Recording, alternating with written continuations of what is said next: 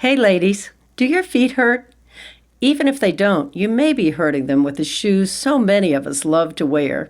Here to tell us more is Dr. Benjamin Jackson, an orthopedic foot and ankle surgeon with Prisma Health. This is Flourish, a podcast brought to you by Prisma Health. I'm Aileen Ellis. Welcome, Dr. Jackson. Hey, how are you doing today? Oh, doing great. Thank you so much for your time today. Oh, happy to help. So I assume that you see a lot of women who may have damaged their feet over a period of time because of the shoes that they wear? Absolutely. That's definitely a group of patients that I see. And let's begin with the kinds of things that perhaps do the most damage. Can high heels or pointed shoes do a lot of damage to your feet? Well, I think damage is a relative thing. And so I think there are definitely certain conditions that are exacerbated by high heels. Some people have pain in the ball of their foot. The fancy doctor word for that is called metatarsalgia. Yes, I had to go to medical school just to learn how to pronounce that. But that's a condition where you have pain in the ball of your foot. And obviously, when you're wearing anything like a high heel, that can cause more of that. And so that's something that can definitely be exacerbated with high heel wear. And what about pointed toes? Those can definitely exacerbate conditions like a bunion, which is the curvature of the big toe. We have a curvature of the small toe that's called a bunionette. And so both those can help contribute to those conditions and kind of exacerbate them some. So if you wanted to take a different shoe approach and say wear a platform shoe, are those a better option for a lot of women than high heels?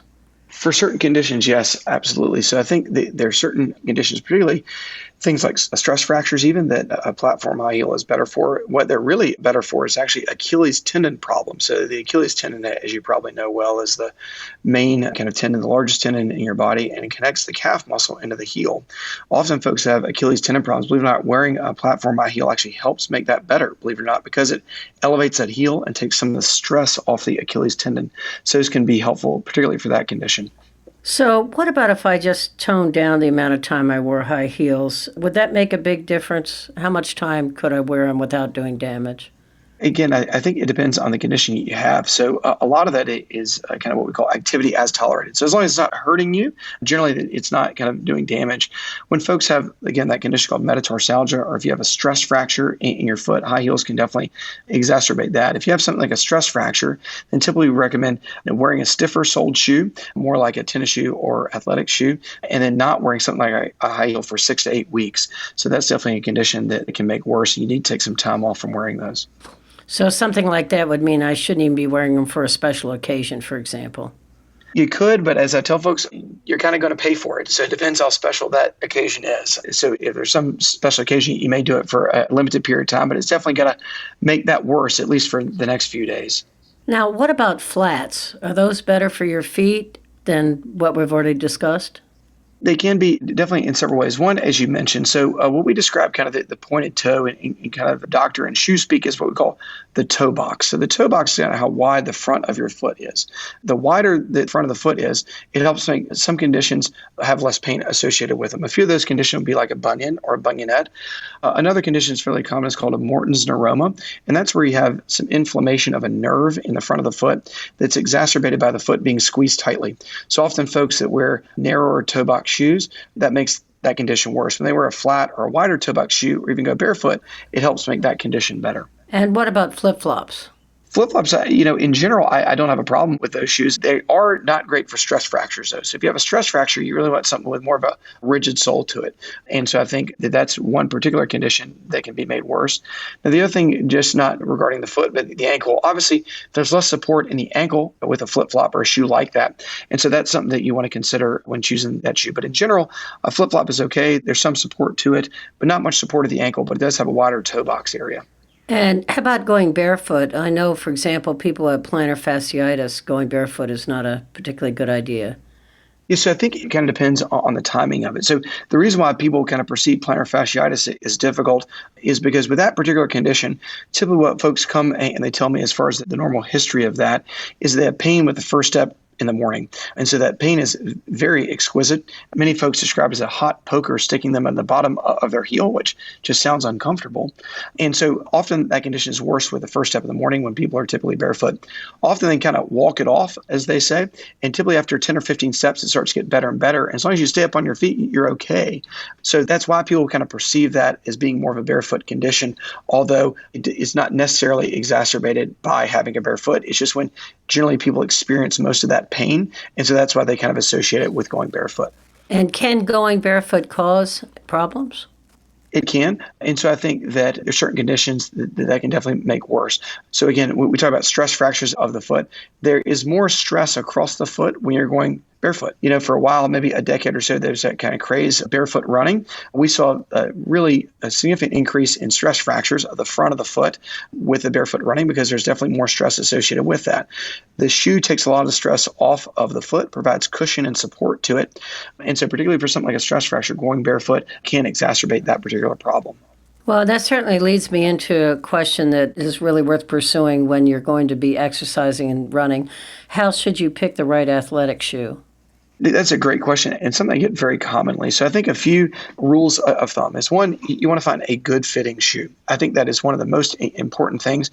So because shoes that are too small from a length standpoint can cause issues with your toenails, can even cause bruising of your toenails, or even extreme situations can cause you to lose your toenails. So you don't want that.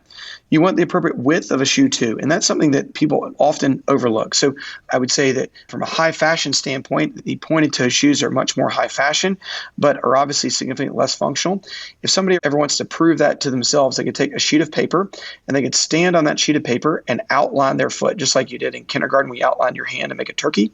You can outline your foot and you can see that outline without any shoe kind of pushing in on it. And then you can put your shoe on top of it and you'll see how much wider your foot is, particularly than a high fashion shoe, like a high heel shoe or something like that. Your foot is much wider than that shoe. So that's putting a lot of pressure on it. So when you're looking for an athletic shoe, you want to make sure you have a good fit from a length and width standpoint. And then you want to make sure you have the appropriate shoe for that particular activity.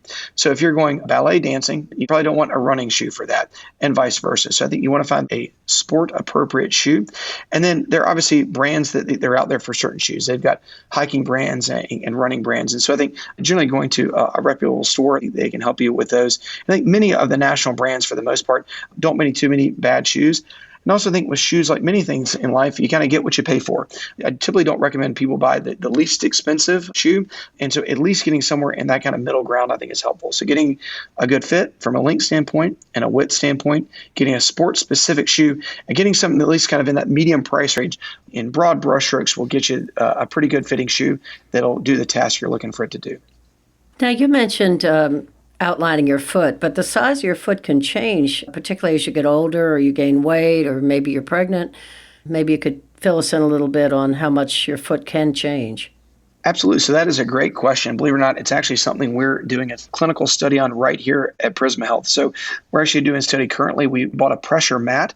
People can step on that pressure mat. Currently, we've enrolled actually 1,000 patients into that study to try and help understand what is, quote, normal. So what is a normal arch? What is a high arch? And what is more of a flat foot type person? It's interesting. A study like that has not really been done before. So we're leading in the front on that at Prisma Health, actively doing that research right now. So we hope to be able to get to you and maybe get back with you more about that soon. So that's one thing we're trying to understand more about. But you mentioned pregnancy. That's a very common thing that I hear. Believe it or not, that's actually going to be a separate study that we're planning on doing once we're done with this first study and the pressure mat, is trying to do a longitudinal study looking at women and how their foot changes during the pregnancy period. We do know certain hormones, particularly progesterone, can help to lengthen tendons and relax them, which is important for the birthing process. We do believe that the foot size and shape changes, particularly with pregnancy. So that's something that we're going to be doing a study on, because I hear women tell me frequently their foot changed a half size to sometimes even a whole size, and oftentimes their arch dropped some compared to their prepartum state. So we look to investigate that more, and again, we hope to get back with you once we have the results of that. You mentioned just in general, as people do get older, sometimes folks' foot does get flatter. So that's something we're trying to learn more about as well. When we look at the condition of what we call a symptomatic flat foot, or what folks are now calling a progressive collapsing foot deformity is the latest lingo for that.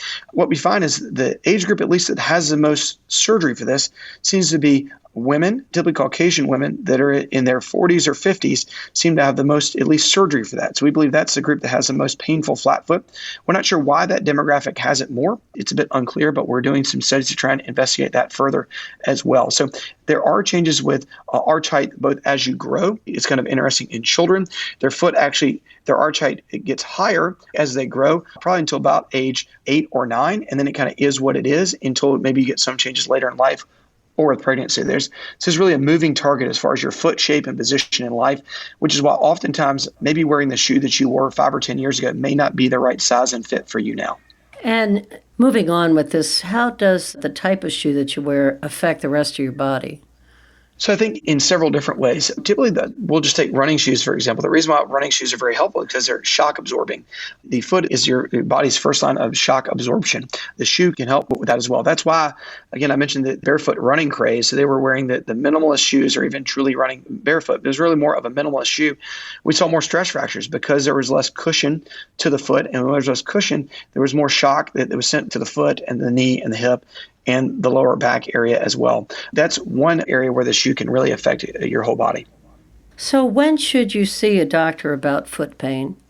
Foot pain is something that is incredibly common. Many times, like many orthopedic conditions, will kind of resolve on its own. Everybody kind of gets a sprain or strain here or an ache or pain there. The kind of red flags for me are a few things. One, I would say pain is progressively increasing. So you start to have some pain, and then a few days later, the pain is worse, and a few days later, it continues to get worse. That's definitely very concerning from my standpoint. And also pain that doesn't get better. So if you're starting, let's say, a new exercise or running program, you start to get some pain in your foot, you say, hey, I'll take a week or so off. You try running again, and it's still hurting. I'll take another week off. And then even after that second week off, you're still having pain. I think that's a time to come see an orthopedic foot and ankle surgeon for that problem. That's one reason. Then the other reason is for deformity. Things like a bunion or a bunionette, hammer toes, or a progressively collapsing foot are more of a deformity type problem that start as a deformity frequently before they even become painful. So those are reasons that you want to see an orthopedic foot and ankle surgeon, because some of those deformities can be either slowed down or prevented from getting worse. So that's one of those things, kind of a stitch in time saves 9. That's something you may want to come see an orthopedic foot and ankle surgeon for. And what do you finally recommend that we do to take care of our feet in general? Pedicures, for example, or other things like that? Pedicures are great for several reasons. As long as you're going to a place that uses sterile equipment for the work that they're doing and doesn't trim the nails too far back, I think those can be very helpful in preventing things like ingrown toenails. Kind of keeping corns and calluses trimmed, I think, is very helpful. And then I think lotioning the foot is helpful. Particularly some folks just seem to have drier skin or sweatier skin, and both extremes of those can cause trouble. So if the skin is very dry and is cracking, the skin is the best barrier to infection. So if you get deep calluses or dry and cracking skin, that can be an entrance wound for infection. And those can actually be pretty serious infections that can develop. So that's something where lotioning can be very helpful. Again, you mentioned like a pedicure, often they do that there. So that's one area on the dry cracking skin. Make sure that you keep that lotion, keep any calluses and corns soft so they're not getting hard and cracking. One, because that's painful, and two, because that can be a source of infection. Then you kind of get the other end, particularly in South Carolina and the Prisma Health area of the world, a lot of foot sweat. And so if the foot stays sweaty, that can actually cause a problem as well, typically from fungal infections in the feet, something like an athlete's foot. Typically what that looks like for patients is it's the most commonly is infection between the toes. So what you'll see is it's just like I tell folks, if you were to be in a pool or an ocean or a bathtub for a long time, your hands or body gets wrinkly. And the same thing, your foot gets wrinkled. When it gets wrinkled like that, the skin becomes very soft and can crack. And it can also be a source of infection because, again, that cracking, that barrier of the skin to infection, and that cracking can lead to infection. Where that most commonly starts is kind of in between the toes. So making sure you keep the area in between your toes dry, particularly for folks that are sweaters, as I like to say, folks that sweat a lot, not something you wear in the winter, but a sweater person. Typically drying in between the toes is helpful. Changing your socks 1 to 2 times a day can be helpful, particularly if you're working outside, like in landscaping or something like that, or drying off in between the toes after you shower. So that can be really helpful. I particularly counsel my diabetic patients on that because they're a little bit higher risk for getting these fungal infections in between the toes. So literally taking the towel and drying off in between your toes, almost flossing in between the toes, is particularly helpful for preventing that type of infection if you're more of a sweating type of a person. Is there anything else you'd like to add? The area that we haven't really touched on too much is a concept of an ingrown toenail. So toenails can cause problems. So I think the single biggest thing that I would mention about toenails is not cutting them too short, particularly around the corners of the toenails. So an ingrown toenail is when literally the edge of the nail, tiplets of your big toe, truly grows into the skin. And when it goes into the skin, as we mentioned with several other conditions, it causes cracking in the skin, and that can lead to infection getting in. So that's what an ingrown toenail is. It's an infection because the toenail is literally growing into the skin, hence the kind of common sense name there. The best way people can prevent that is not cutting the nail short enough that it can grow into the skin. So as long as you leave your nail longer than that area where you look at your nail and there's color to it, and then at the end of your nail it turns white, as long as you leave some of that white area where it's gone beyond where the skin attaches, you will never get an ingrown toenail. And so I think that's one of the easy things that folks can do to help prevent ingrown toenails is not cutting those particularly edges of the big toe too short. That doesn't allow it to grow in and really helps prevent a lot of problems down the road. Well, thank you so much for all this really great information. I know that we rely on our feet and sometimes we take them for granted, so I really appreciate you talking to me. Oh, well, happy to help. Dr. Benjamin Jackson is an orthopedic foot and ankle surgeon with Prisma Health. For more information and other podcasts like this one, head on over to prismahealth.org/podcast. This has been Flourish, a podcast brought to you by Prisma Health. I'm Aileen Ellis. Stay well.